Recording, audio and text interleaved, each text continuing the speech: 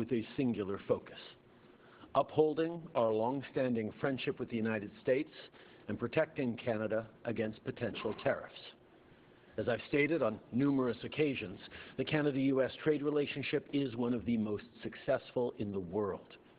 La relation entre le Canada et les États-Unis est le résultat de décennies de collaboration, et ça a permis de créer des opportunités et créer de la richesse et de la prospérité pour nos deux pays.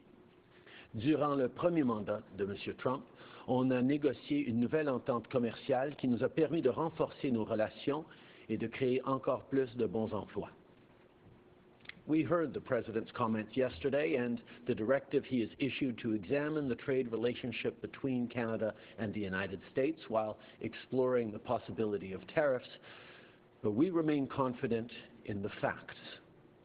Canadian energy powers American manufacturing, businesses, and homes.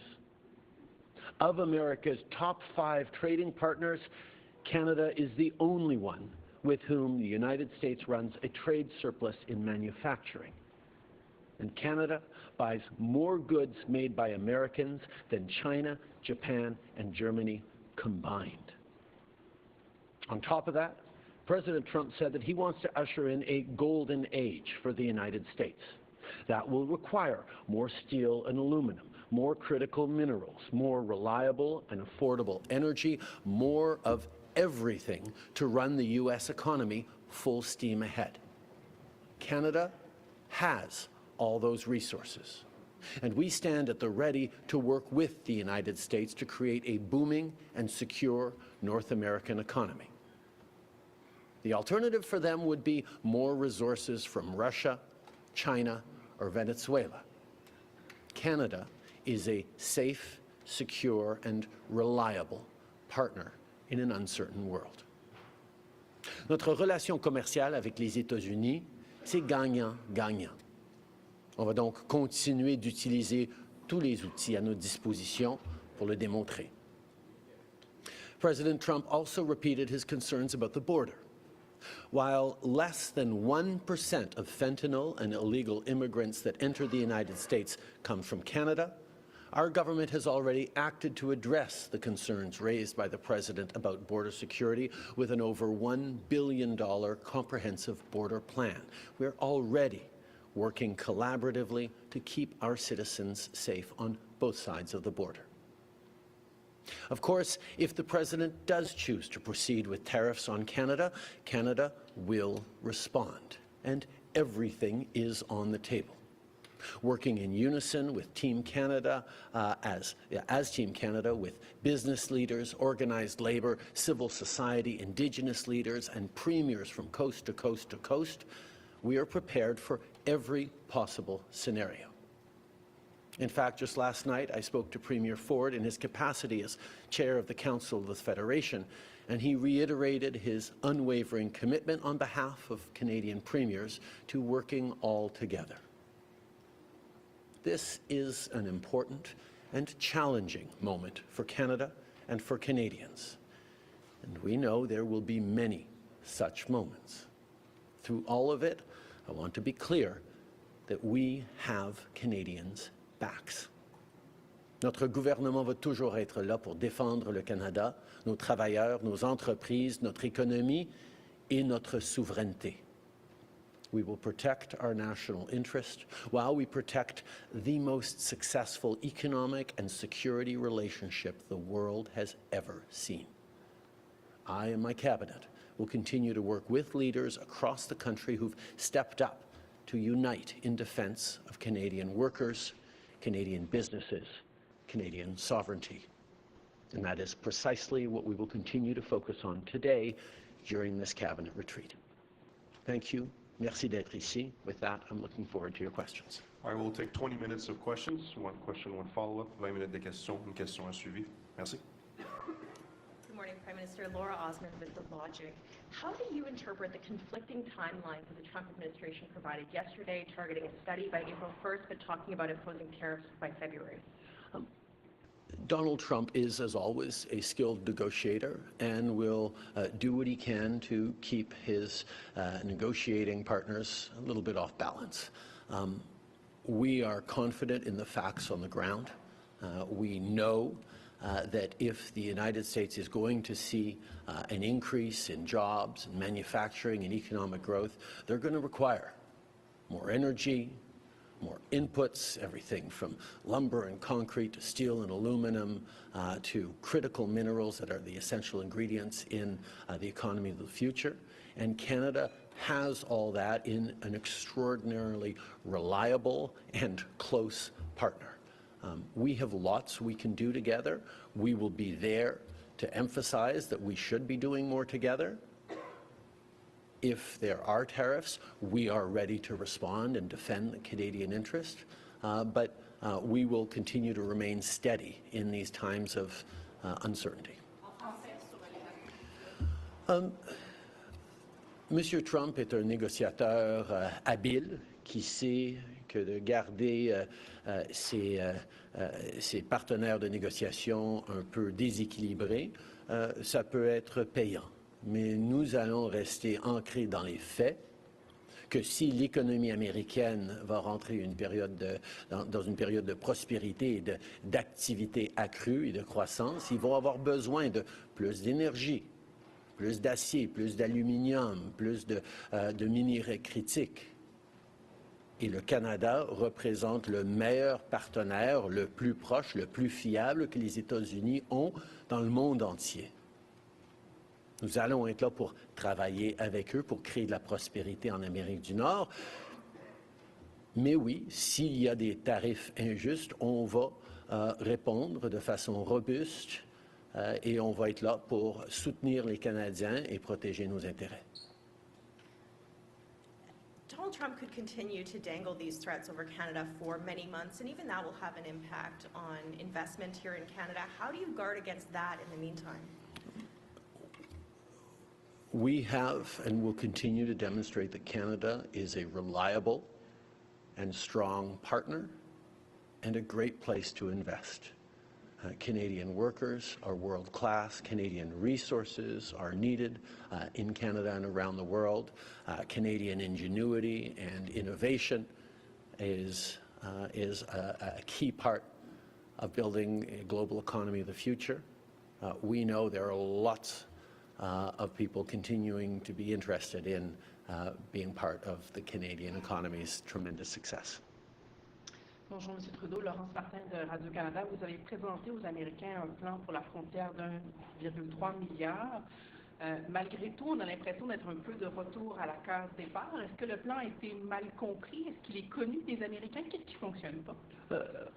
Au contraire, on a vu qu'avec la déclaration d'urgence sur la frontière au sud des États-Unis, ils n'ont pas l'air de considérer qu'il y a eu une urgence sur la frontière nord. Oui, il y a des enjeux sur lesquels nous allons travailler, mais quand on parle de moins de 1% du fentanyl qui arrive aux États-Unis arrivant du Canada, ou moins d'1% des migrants qui arrivent aux États-Unis qui arrivent du Canada, c'est certain qu'on devrait pouvoir dire 0% et on va travailler là-dessus. Mais ça ne représente pas une urgence. La collaboration qu'on a déjà vue avec les membres de l'administration entrant est très positive, mais on va continuer de rester à l'affût et au travail là-dessus. Oui, parce que M. Trump en a quand même parlé hier dans sa déclaration, puis on a l'impression qu'on loue des hélicoptères, qu'on achète des drones, puis que M. Trump rit de nous un peu. Est-ce que l'enjeu, c'est même la frontière au moment où on se parle? La frontière reste un enjeu pour les Américains et pour les Canadiens. Quand on parle d'armes illégales ou de drogue illégale qui rentrent au Canada par les États-Unis, quand on parle de la possibilité de migrants irréguliers d'une direction ou l'autre, ça fait des mois et même des années qu'on renforce nos effectifs aux frontières. On continue de faire ça, pas seulement parce que c'est dans l'intérêt des Américains, mais surtout parce que c'est dans l'intérêt aussi des Canadiens d'avoir des frontières sécurisées et bien protégées. Border issues are an issue for Americans, but also for Canadians. We know that whether it's illegal guns or a range of illegal drugs flowing northwards across that border, whether it's migration or potential migration going in either ways in irregular fashions across our border, it is in the interest of Canadians as well as Americans that we continue to step up on reinforcing our border measures and the integrity and the control that we have. That's why we have been investing in protecting our borders over the past number of months and years, and why this $1 billion package is, yes, about the American incoming administration, but it's also about Canadians being safe in a more uncertain world. Prime Minister Ramsden with the Toronto Star. You said earlier that everything is on the table. I assume that includes fully matching the 25% tariffs the Trump administration is proposing. How quickly do you think the Canadian government could ramp that up? And if you do have to take that measure, isn't it Canadian consumers who will feel the brunt of that? First of all, as I said, everything is on the table, and I support the principle of dollar-for-dollar matching tariffs. It's something that we are absolutely going to be looking at if that is how they move forward. The bottom line, as you say, is that import tariffs, like the 25% that President Trump is proposing, are actually paid or would be paid by American consumers. And if and when Canada needs to respond with equivalent tariffs on imports from the United States, those would be paid by Canadian consumers. That's why we will look, as we have in the past, at things that have replacements for Canadian consumers that wouldn't be tariffed. The example from last time was Heinz's ketchup being replaced by French's ketchup, because French's was still using Canadian tomatoes in its ketchup. Having Canadian consumers have alternatives to having to spend tariffs on American inputs is part of how we make sure that we don't bear, or Canadians don't bear, undue costs around tariffs. At the same time, there will be costs for Canadians if we move forward on tariffs to the United States, and that's why we will be there to support and compensate Canadians and Canadian businesses depending on the response we have. The principle is that we will be there to support Canadians, and Canadians will be there to support each other during any difficult times of tariffs.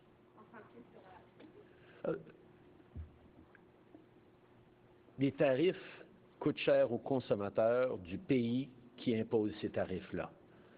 Si Donald Trump impose des tarifs sur les biens qui viennent du Canada, c'est les Américains qui vont payer plus. Et quand nous répondrons à ces tarifs-là, ça pourrait être les Canadiens. Ce serait les Canadiens qui payent plus pour des achats qu'ils font des États-Unis. C'est pour ça qu'on va choisir les items sur lesquels on va mettre des tarifs pour que les Canadiens aient d'autres alternatives, mais aussi c'est pour ça qu'on va être là pour aider, pour compenser, pour appuyer les Canadiens et les entreprises canadiennes qui sont affectées par ces tarifs potentiels. Mais comme j'ai dit depuis le début, notre but, c'est d'éviter qu'on ait des tarifs de toute façon pour ensuite pouvoir continuer nos relations extrêmement positives économiques avec les États-Unis.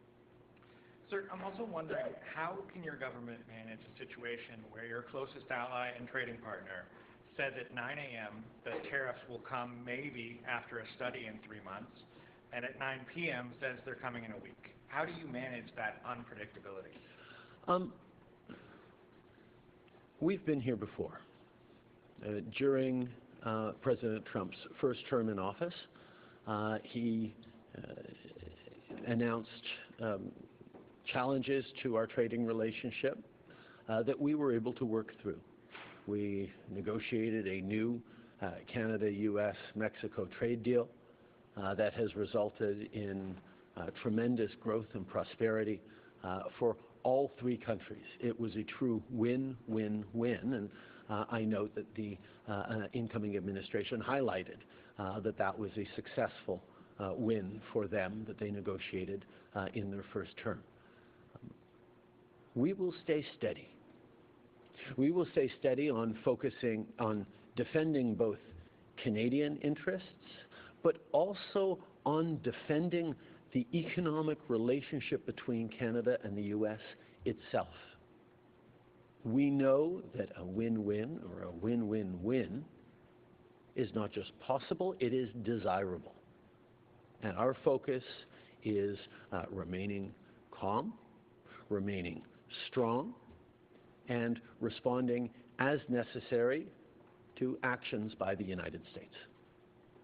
Hi, Prime Minister. Tom Perry, CBC.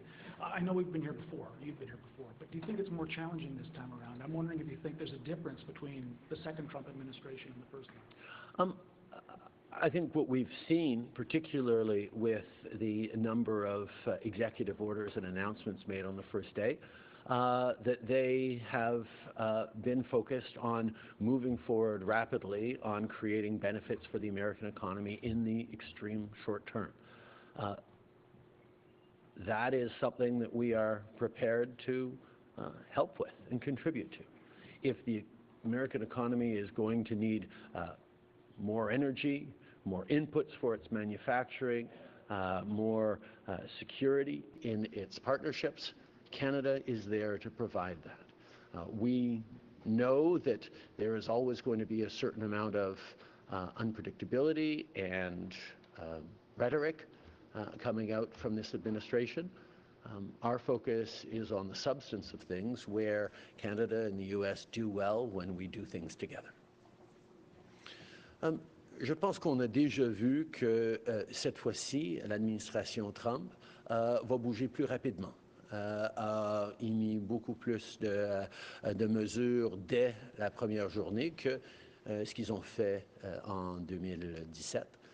Mais nous sommes là pour être un partenaire fiable et responsable avec les États-Unis.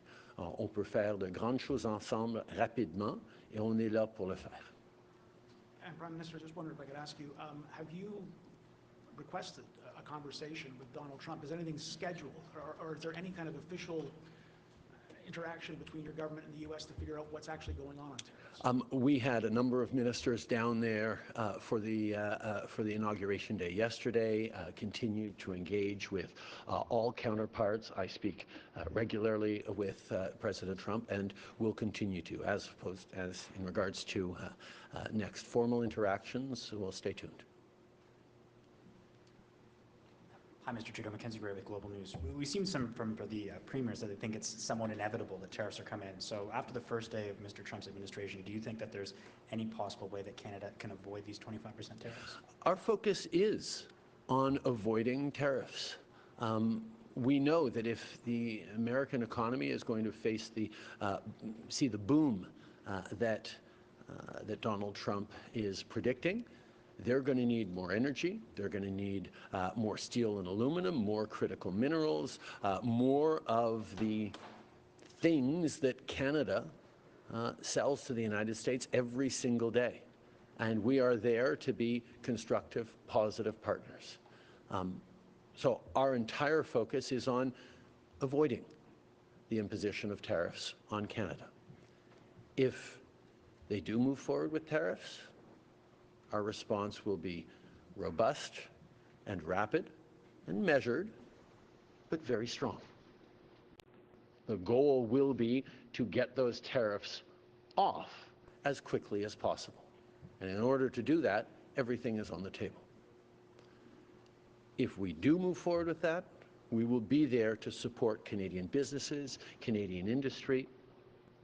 It'll be something that all Canadians will pull together on, and we will make sure that no one industry or part of the country is carrying a larger share of the burden of trying to get these tariffs removed than any other region or industry. Yesterday, Ms. Jolie said it was all about the border and we did the job on the border. If that's the case, then why is there still a situation where tariffs are even being considered by the U.S.? That's a question for the American administration. Prime Minister Brian Platt with Bloomberg. Donald Trump had promised to put in tariffs on day one of his presidency. In the lead up, he used a lot of aggressive rhetoric about economic force. What actually got put onto paper is a much more legalistic, gradual process of study. When you see what's put onto paper as opposed to his rhetoric, are you personally encouraged or relieved by what actually got put down in an executive order? As I said, we are confident on the facts on the ground.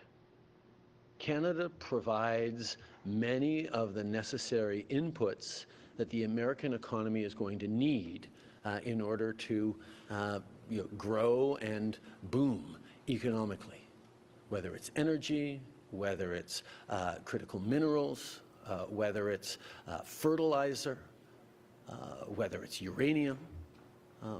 These are things that Canada provides from nearby, affordably, securely, reliably, particularly when alternatives are more of the same things from China or Russia or Venezuela or elsewhere around the world. We are confident that the facts bear out that this is a win-win relationship. We look forward to working with the American administration to demonstrate that not only do we do things well now, we should be doing more together to strengthen North America's competitiveness, to create true win-wins across the border, and to continue to compete successfully with the world. Prime Minister Mike Couture with CTV News. You talked about how many of your ministers behind you made those trips to the U.S. How frustrated are you personally that despite all of those efforts, we're still here? We've been here before, Mike. The first Trump presidency represented moments of uncertainty and threats of instability that we were able to work through constructively, responsibly, for the benefit of workers, businesses, and growth on both sides of the border. We will continue to take seriously the proposals put forward by the President and his administration, but we will also continue to remain steady and strong in advocating not just for Canadian interests, but for this incredibly successful trading relationship that benefits both American workers and Canadian workers and can do even more together.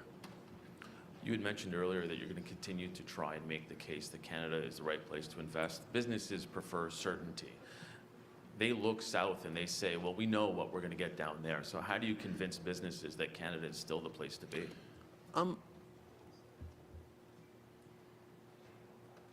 I would suggest that part of Donald Trump's approach does bring in uncertainty, whether he's going to move forward on tariffs on their closing trading partners or not. I think businesses look for, and investors look for reliability and predictability, yes. And Canada has demonstrated both through a successful negotiation of the USMCA in the first term and through continued deepening of trade ties and prosperity across our border, that Canada remains a strong and stable place to invest, because we will always be a robust and successful partner to the U.S. economy. This will be the last question. Dernière question, s'il vous plaît. Guillaume Saint-Pierre, Journal de Montréal. Bonjour, M. Trudeau. Ça semble clair que les tarifs, c'est des arbres de négociation, on le voit avec la frontière. Mais il y a d'autres choses que les Américains pourraient vouloir négocier, entre autres les taxes sur les services en ligne, taxes Netflix, ce genre de choses-là.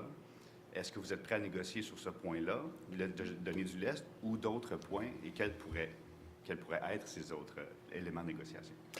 Évidemment, je ne veux pas négocier sur la place publique.